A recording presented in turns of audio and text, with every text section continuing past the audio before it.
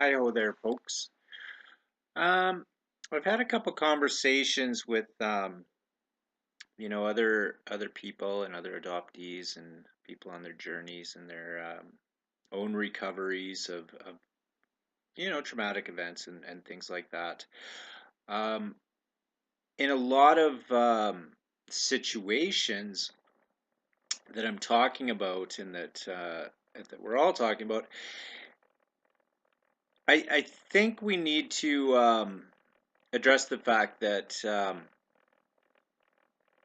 in the Western culture, the baby boomer generation was sort of a low point, um, in my opinion, in people who were saddled with responsibilities and hardships and these sort of things because they weren't. I think they that generation got to enjoy a long period where you know, anybody could make it. Anybody could have a comfortable lifestyle, and that makes for weak people, weak mentally, weak, physically, poisoning themselves with as many vices as they can get their hands on. A lot of signs of decline in the society. So all this being said, there's certainly, in comparison, um, people who have lived harder lives financially, been in worse situations than myself and a lot of the other adoptees. I want to be clear in my videos that it's not necessarily about the financial hardships or the educational hardships. It's the idea that the family is its own entity and that we in being removed from it is like removing a branch from a tree, in that we receive nourishment from our families, and the adoptee is cut off from that source, um, and that source is millions upon billions upon years old. If we want to go back in our DNA, um, to our histories and those sort of things, then that's there's a block being put there. And how does the adoptee survive that 18-year gap when their childhood development is interrupted? Um, the other thing I wanted to get at was through my other conversations is that although I am speaking to the victimization of people through adoption, there are benefits, I believe, that come from that. We're saddled with hardships that the average person doesn't understand and cannot understand. I mean, the old saying, I think, is true in that you never know what you have until it's gone. And most people are not giving up their family willingly. Most. And please do keep in mind that I speak in a lot of generalization. I'm speaking to statistical situations for the most part. I know there's always going to be, a situation where adoption was the right thing to do. Uh, and I just personally think, keep it in the family, and it's a private matter. This isn't for the government. This isn't for the courts. This is for people's natural humanitarian and altruistic characteristics to shine through. And I mean, this should just be a normal thing for any human being that, when someone else is suffering, that we want to try and alleviate that. Um, and unfortunately, I think the baby boomer generation, with the passing on of their responsibilities, um, generations deep, so that they can continue on a lifestyle, um, has has caused a lot of harm. And I think that harm was directed at them. And I think this, I mean, we can look at, again, back to social engineering, whereas, I mean, there is a plan in place, and these horrible changes that happen slowly but surely are accepted and consented by us. Um, well, it's just this. I guess we could, look the other way in this circumstance. Well, it's a cumulative effect. Whereas, I'm 43 years old, and now I feel like like one of those old men shaking his fist at clouds at the ridiculousness of what's going on in the world. But I used alcohol to, you know, my apathetic juice. That's what it was. And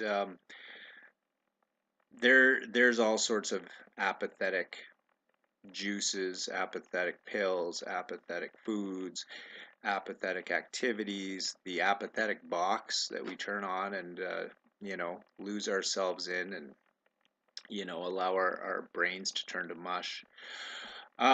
The other thing I wanted to speak to is that I think, I myself, I attended AA for a while, and I do um, highly recommend the 12 steps as a practical spiritual, exercise for anyone, uh, especially if, you don't want to sign up for the dogma of the mainstream religions.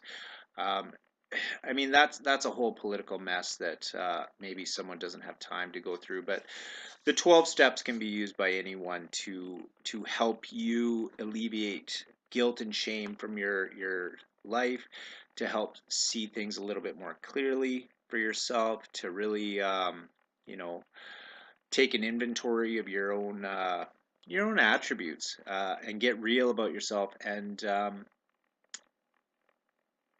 then change and be a better person and grow. But the majority of the world is going the other way, and we see that constantly. And if you're moving towards a healthier lifestyle against all the odds, people don't like to see that because it reflects poorly on them. So when I'm talking about adoptees, and talking with them, the topics we discuss puts us in a situation where we're we're trying to rescue those inner children that absolutely did not get what they needed, and oftentimes can put us in a place of feeling less than helpless, vulnerable, and not thinking clearly, overwhelmed by emotions. And I like the idea of the sponsor that you get in the AA program, or maybe some other spiritual groups, whereas we understand one another, and I've talked to so many of the adoptees, and we all, every one of them I know, uh, and know of, is extremely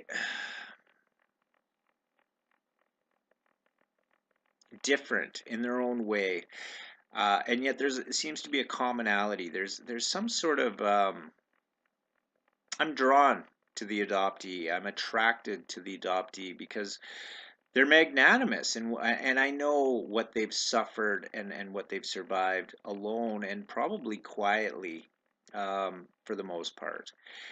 And I think what we run into, like I was talking to a woman the other day, and she was talking about her adopted father, and she, this person you can talk about psychology with and all these things, and then all of a sudden you talk about the adopted father, and it's this childlike mentality that it's like, I don't want to see my daddy, or whatever it may be, that seems to be wanting to come out. And I kind of look at it in a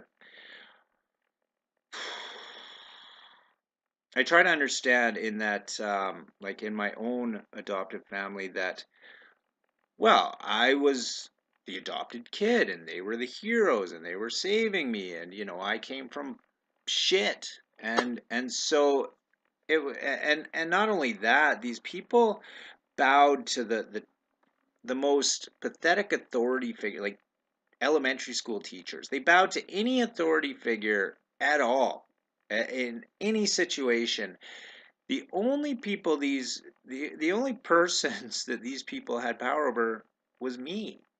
And they really didn't want to let that go.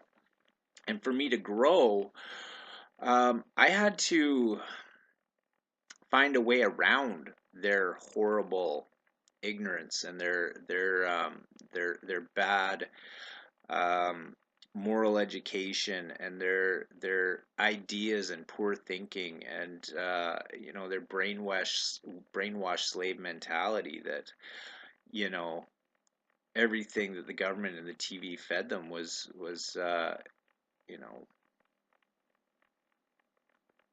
to be taken um,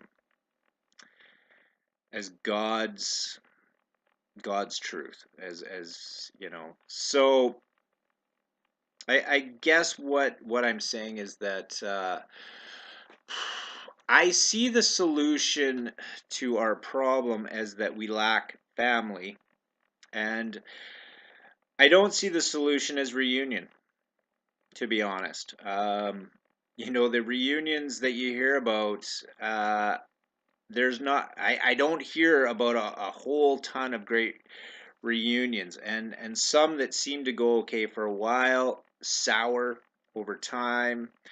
Um, I don't see that as the solution.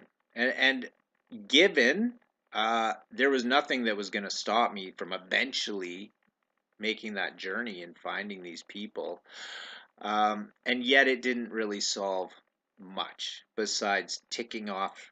All right, well, I met them, but did it provide that fairy tale ending that these people were gonna somehow give me back my life that was stolen? Not at all. Not at all. So I think what I'm coming to the more I do these videos, the more I talk with people, is that we need to come together as our own group and our own family, because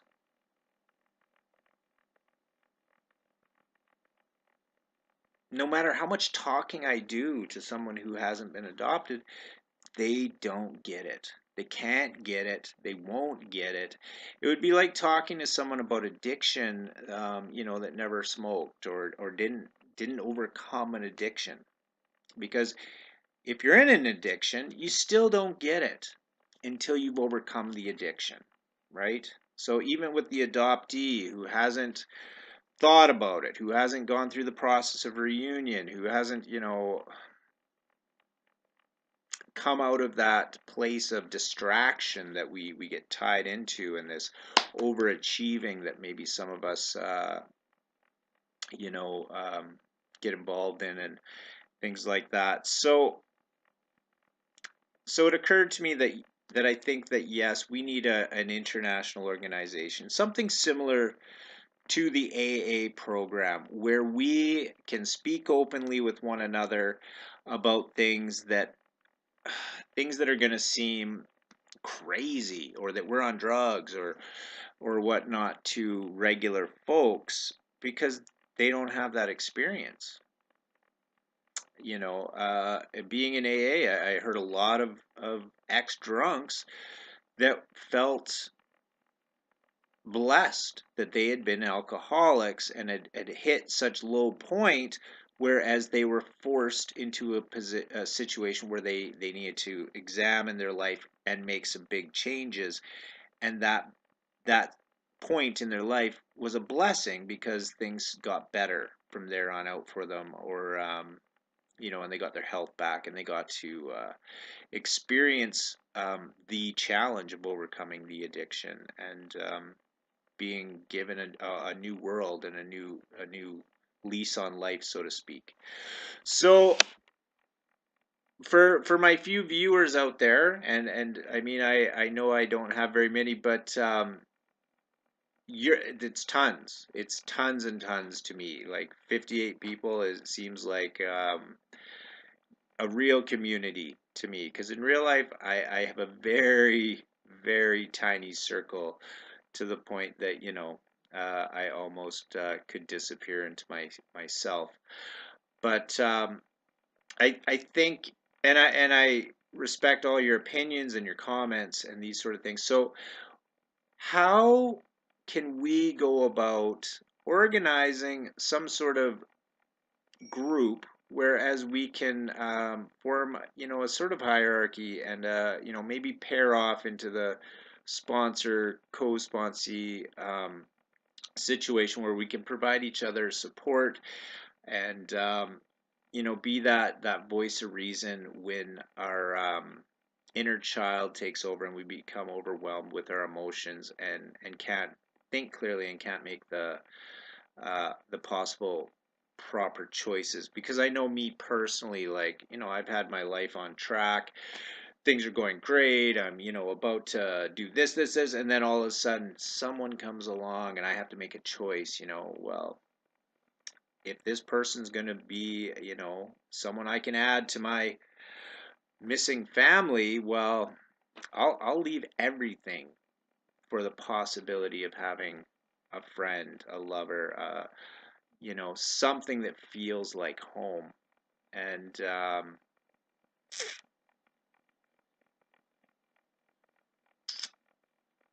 well, it uh, it doesn't always end well, and I don't know how many times I've had to start life over because of those types of scenarios.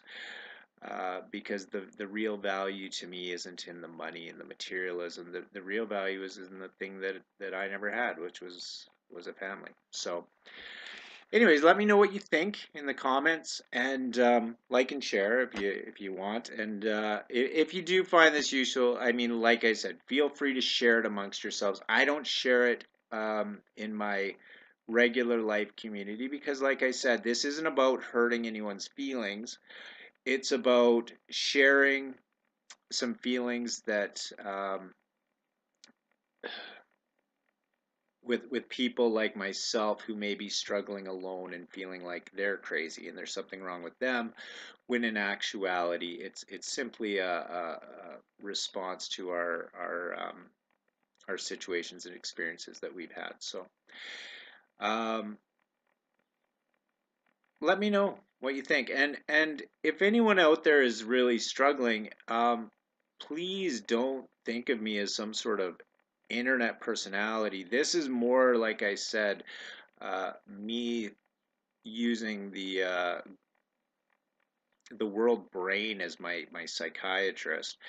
And I'm always willing to talk to any of you, and Skype or whatever it may be, using Messenger and things. Communication is a lot easier these days, but finding the people to communicate with is the tricky part. So thanks again, and have yourselves a lovely day.